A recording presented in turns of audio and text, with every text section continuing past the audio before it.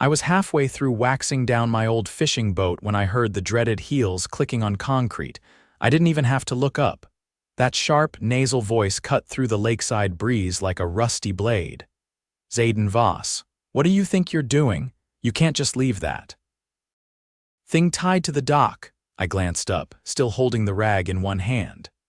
There she stood, Margella Whitmore, president of the Maple Hollow HOA.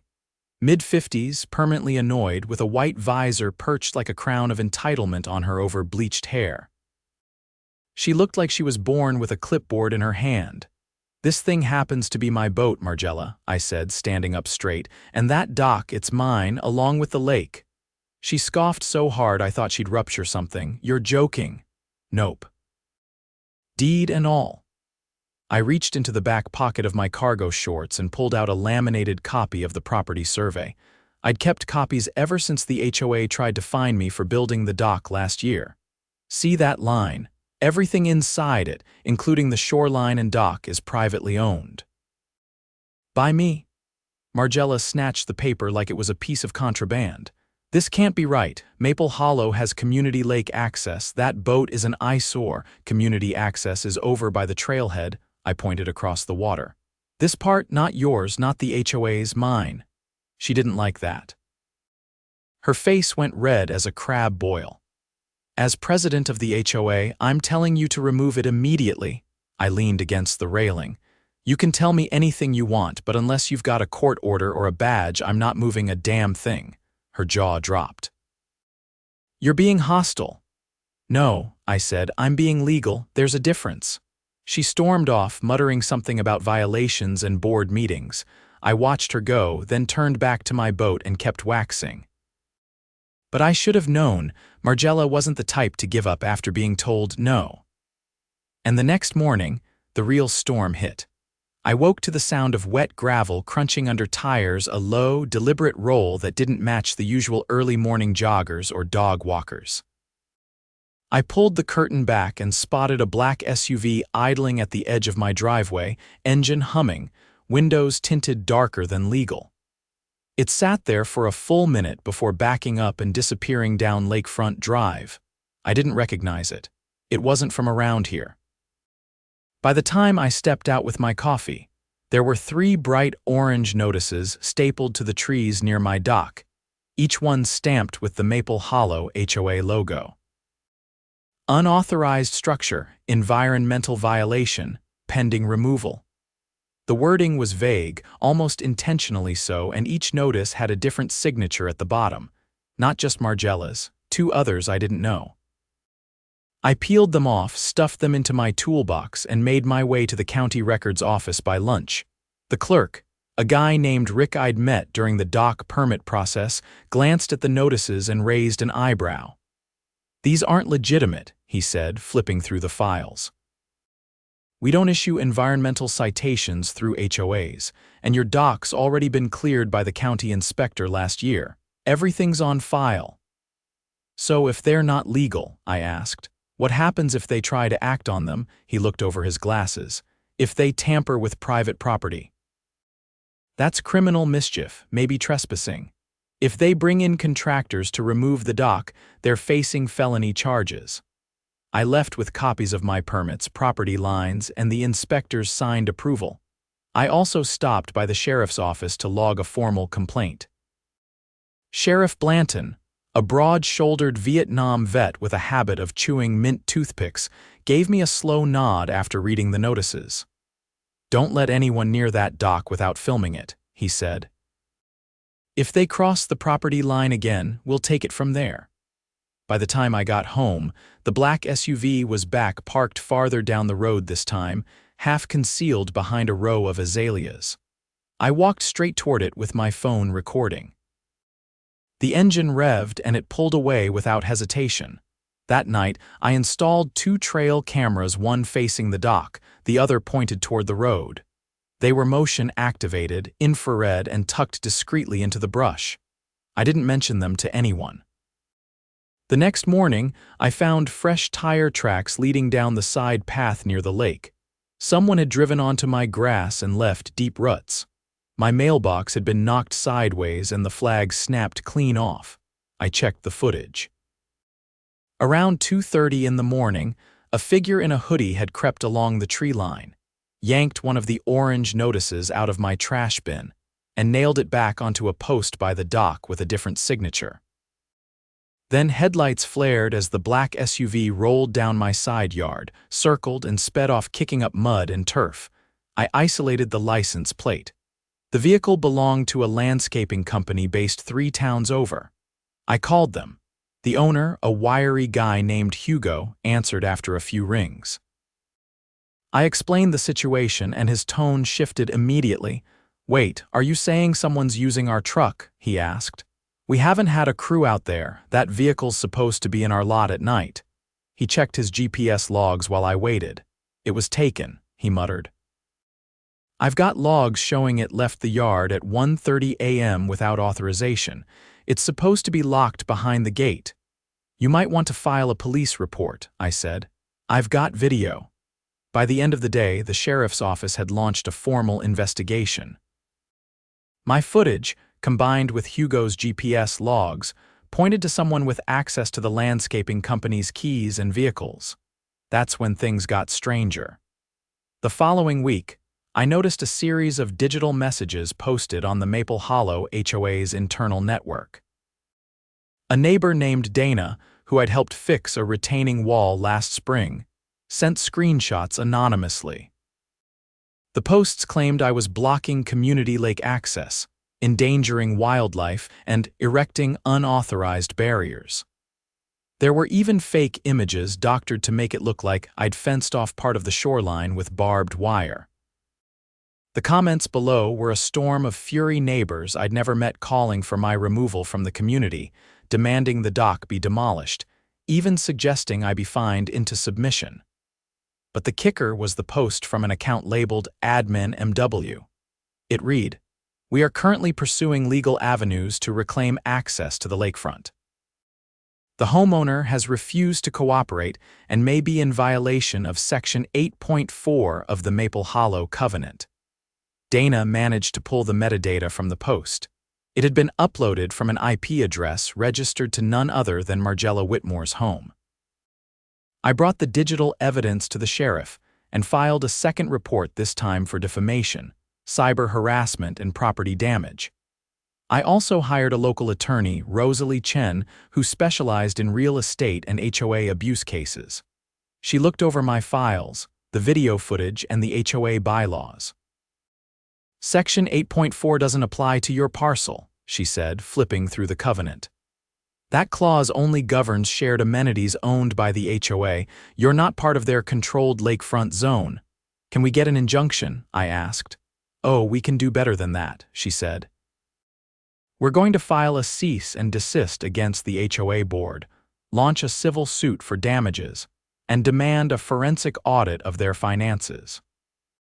If they're willing to fabricate documents and impersonate municipal authority, there's no telling what else they've done." By the end of the week, subpoenas had been filed. The sheriff's office pulled security footage from the landscaping company's lot and confirmed that someone had used a spare key from the office drawer, one only 3 people had access to. One of them was Margella's nephew, a part-time contractor who'd worked for the company during off-season months. The pieces were falling into place. At the next Maple Hollow HOA meeting, which I attended with Rosalie and my evidence-packed binder, Margella stood at the podium acting like the queen of decency and order. She launched into a tirade about irresponsible homeowners endangering the neighborhood's integrity. She didn't know I had already submitted the cease and desist order to the board's legal counsel. Rosalie stood up calmly, adjusted her glasses, and asked for the floor. "Before we move forward with this meeting, I'd like to present video and photographic evidence of criminal actions taken against my client's property," she said, projecting the footage of the black SUV onto the community center's overhead screen.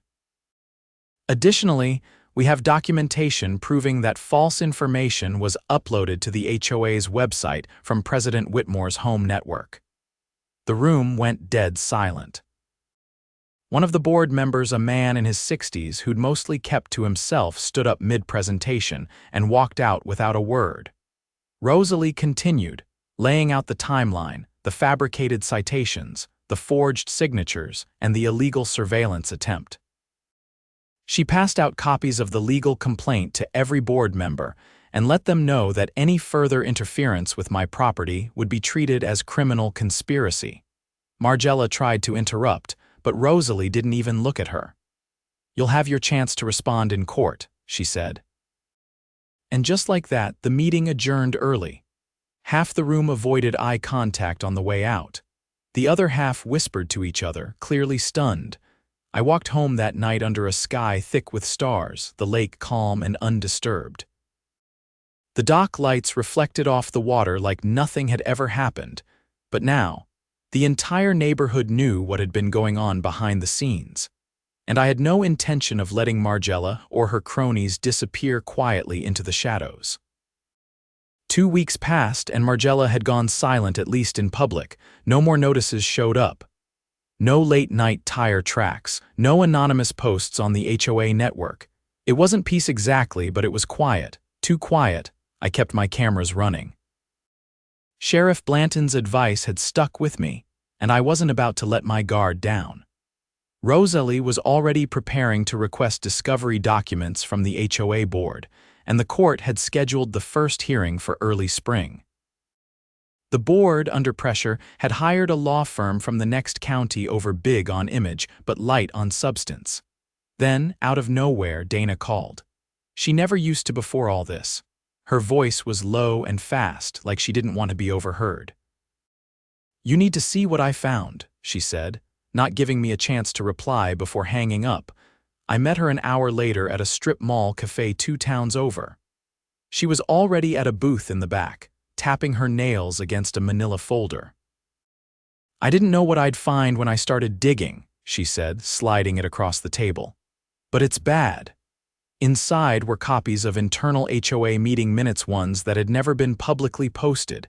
Some were handwritten, others typed but never uploaded. Several of the documents contained references to restructuring the lakefront zone, reallocating easements, and reclaiming private shoreline for future enhancement projects. It wasn't just talk. There were drafts of rezoning requests addressed to the County Planning Commission. None were stamped or submitted, but they all listed my parcel by number as a target for community access expansion. "How'd you get these?" I asked. "I work in records," she said. "HOA board members sometimes forget where they leave things, especially when they're in a hurry." My stomach turned. If they'd gone through with these plans, they could have tried to force an easement through my property, maybe even claimed eminent domain through legal loopholes. It would have taken years to fight and cost a fortune. "They never submitted these," I muttered, flipping through the pages. "But they were planning to." "Not just planning," she said. "I heard from my cousin, he works at the county zoning office. Someone tried to file one of those forms last month. It was rejected because the parcel was marked as privately owned without HOA oversight." I stared at the date on the draft. It matched the same morning I found the 3rd bogus violation nailed to the post. So they'd already made a move and failed. I thanked her, slid the folder into my backpack, and drove straight to Rosalie's office. She was meeting with a paralegal when I arrived, but the moment she saw the documents, everything else stopped. "This changes the scope completely," she said, scanning the drafts. "You're not just dealing with harassment. This is attempted land seizure under false pretenses." She picked up her phone and made 2 calls, first to the county zoning commissioner, then to the assistant district attorney. By the end of the day, a formal investigation had been opened into the Maple Hollow HOA board for attempted fraud and unlawful use of zoning documents. The ADA assigned to the case, a sharp-eyed woman named Elise Rivera, immediately requested every communication the HOA board had exchanged over the past 6 months. 3 days later, someone broke into the HOA's storage unit. It was supposed to be locked and only accessible to board members, but the latch had been pried open. Inside, Several boxes were missing, including financial ledgers, meeting tapes, and archived member complaints. Sheriff Blanton called me the next morning. "We think someone's trying to cover their tracks," he said. "The unit wasn't insured and the security camera outside hadn't been working for weeks." "Let me guess," I said. "Maintenance request filed but never completed." "You got it." Rosalie filed an emergency petition to freeze the HOA's accounts and secure all remaining records. The judge granted it within 24 hours. A forensic auditor was assigned to comb through the digital logs, bank statements, and emails. What he found turned everything on its head. Over the past 3 years, nearly $80,000 had been funneled into a beautification fund that didn't exist in any official budget. Most of the transactions were small, just under the threshold that required board approval. But they all led back to a single account registered to a shell nonprofit, Friends of Maple Hollow Waterside. The account holder? Margella Whitmore. I was sitting at my kitchen table when the news broke. Sheriff deputies served a warrant at her house just after sunrise. She was escorted out in a beige robe, still clutching her phone, while 2 officers carried out boxes of documents and electronics. The HOA board scrambled. 3 members resigned within 48 hours. One of them, the same man who'd walked out of the meeting weeks earlier, signed an affidavit confirming that Margella had been orchestrating the lakefront reclamation project under false pretenses. She had convinced the board it was legal and beneficial to the neighborhood, but had never disclosed her financial interest. Apparently, she planned to sell community access rights to a private paddleboard company she had a stake in. The contract had already been drafted. All she needed was a sliver of my shoreline to close the deal. But she hadn't counted on me owning the land outright or being willing to fight. The district attorney charged her with wire fraud, falsification of public documents, and conspiracy to commit zoning fraud. More charges were pending based on the financial audit. I didn't attend the arraignment, but Blanton told me afterward that she tried to pin everything on rogue board members and miscommunications. The judge didn't buy it. She was released on bond, but her travel was restricted and her assets were frozen. Rosalie filed an updated civil suit against the HOA, now under temporary management by a court-appointed trustee. The suit demanded full restitution for attempted land seizure, reputational damage, and legal costs.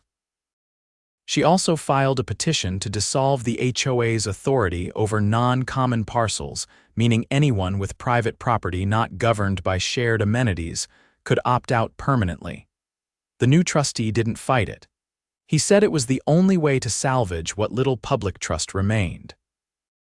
When the ruling came down, the court granted every request. The HOA lost jurisdiction over my property entirely. Their bylaws were revised to prohibit any future zoning initiatives without unanimous member approval.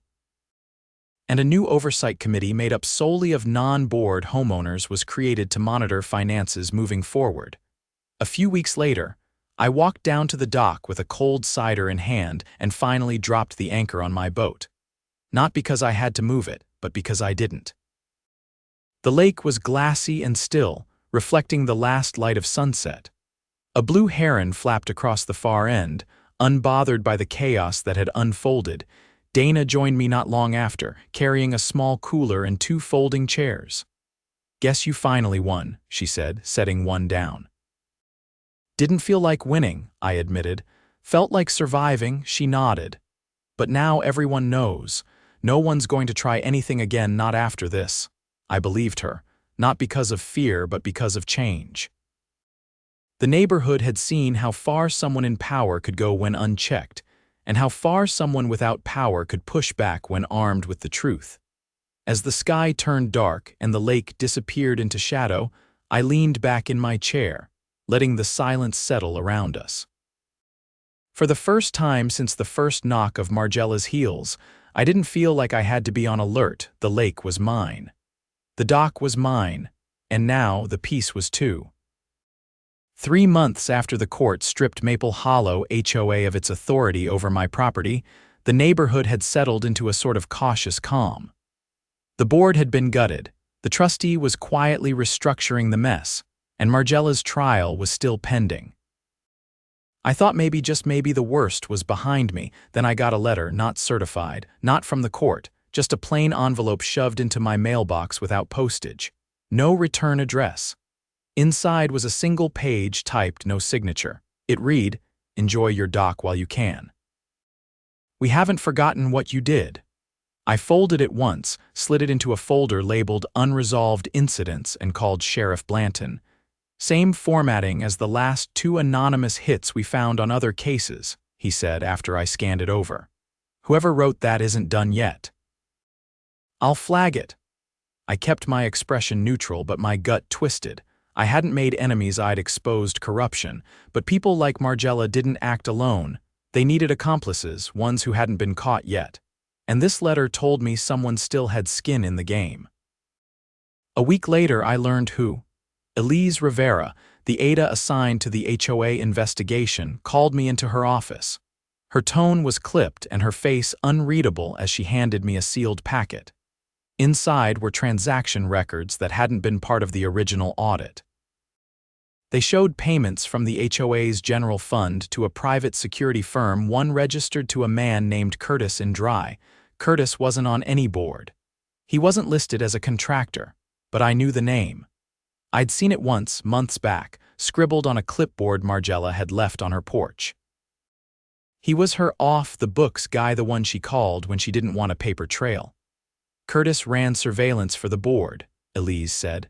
Mostly under the radar, cameras on properties without consent, monitoring homeowners who'd filed complaints. "We've got 4 affidavits from residents who say they saw him lurking near their homes." I leaned forward. "Was he the one in the black SUV? We're working on that, but there's more." She flipped to the next page. 2 nights ago, someone broke into the trustee's office. Nothing was stolen, but drawers were rifled through. No forced entry. We checked the logs. Curtis's name is on the visitor list from earlier that day. He claimed he was there to drop off a landscaping invoice. Elise closed the folder. "I need you to stay alert. If he contacts you, don't engage. Call us." I didn't nod. I didn't agree. I just stood, took the packet, and walked out. Because I already knew I wouldn't wait around. If Curtis was still playing games, I was going to find out what he wanted and why. That evening, I cleaned the lenses on my trail cameras, replaced the batteries, and added a 3rd one directly under my dock's main beam. Then I sat in the boathouse with a thermos and a set of live feeds running on my tablet. At 2:47 in the morning, someone stepped into frame. He wore a ball cap, hoodie, and cargo pants. He crouched near the shoreline, pulled a small device from his bag, and began unscrewing one of the dock's support brackets. I zoomed in. His face turned briefly toward the camera, just enough to confirm it. "Curtis," I called Blanton directly. By the time the cruiser pulled up, Curtis was halfway through removing the 2nd bracket. I stayed hidden until the deputy stepped out with a flashlight and ordered him to freeze. Curtis bolted. He didn't get far. A 2nd unit had come around from the trailhead. They tackled him near the edge of the neighbor's retaining wall and cuffed him with minimal fuss. I stepped out slowly as they hauled him toward the car. "Thought you were landscaping," I said. He didn't look at me. He just stared at the ground, breathing heavy. Blanton arrived 10 minutes later. He took one look at the tools Curtis had dropped and whistled. "These aren't for repairs," he said. "That's a hydraulic wedge." He was trying to collapse the dock from underneath. Curtis was booked for attempted property destruction, trespassing, and violation of a protective order. But it didn't stop there. During the search of his truck, deputies found a flash drive. On it were hours of covert footage, dozens of files labeled by address, date, and homeowner name. Some were just surveillance. Others had audio conversations, arguments, even intimate moments. He'd been spying on at least 7 households, and worst of all, there was a folder labeled Project Driftwood. Inside were blueprints, altered site plans for my property, showing a rerouted shoreline and new community access footpath. The documents were backdated to look official and included forged signatures from a defunct zoning subcommittee. The idea wasn't just to harass me. It was to fake a paper trail that supported the HOA's claim to my land, then destroy the dock before I could challenge it. Rivera moved fast. She filed new charges against Curtis for conspiracy and unlawful surveillance. Then she filed a motion to reopen the investigation into the remaining former board members, especially those who had yet to speak on the record. One of them cracked. Her name was Joanne Leaney. She'd been on the board for 6 years, mostly handling newsletters and event planning.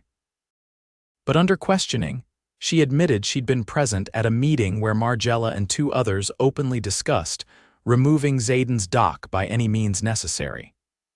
She provided recordings, quiet audio files she'd kept on her phone out of fear. One clip caught Margella saying, "If we can't get him to move it, we'll make it disappear. I'll have Curtis take care of it." It was enough. The DA filed indictments against 2 more former board members for conspiracy, fraud, and tampering with public records. Curtis accepted a plea deal in exchange for full disclosure. He agreed to testify and surrendered all remaining surveillance equipment. He also admitted to being the one who delivered the threatening note. The trial against Margella began midsummer. I sat in the second row, flanked by Dana and a few neighbors who'd quietly supported me through the chaos. The courtroom was cold, the air tense. Rivera laid out the timeline, the forged documents, the surveillance, all of it tied back to Margella's obsession with controlling the lakefront. Margella's defense was weak. She claimed she'd been misled by Curtis, pressured by fellow board members, and had no knowledge of the forged site plans. Joanne's testimony destroyed that position. So did the recordings. The jury deliberated for 5 hours, guilty. The judge sentenced Margella to 4 years in a state facility with the possibility of parole after 2. Curtis received 18 months and probation. The other 2 board members received suspended sentences and community service. I didn't cheer. I didn't celebrate.